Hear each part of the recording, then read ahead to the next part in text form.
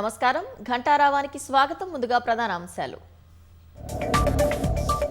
వానాకాలం రైతు భరోసాను ఇవాళ విడుదల చేయనున్న సీఎం. తొలి విడతలో 41.37 లక్షల మంది రైతుల ఖాతాల్లో నిధుల జమ. ఉద్యోగుల బకాయిలు మరో 2,000 కోట్లు విడుదల. నెల రోజుల్లోనే 4,000 కోట్లు చెల్లించిన సర్కార్.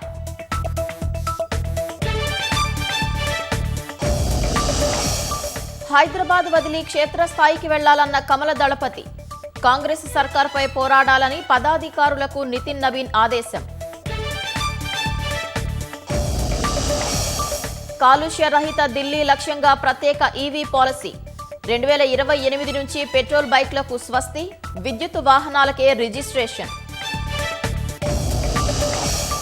చర్చలపై అమెరికా, ఇరాన్ పరస్పర విరుద్ధ ప్రకటనలు. దోహాలో భేటీ ఉంటుందన్న ట్రంప్, కొట్టిపారేసిన ఇరాన్.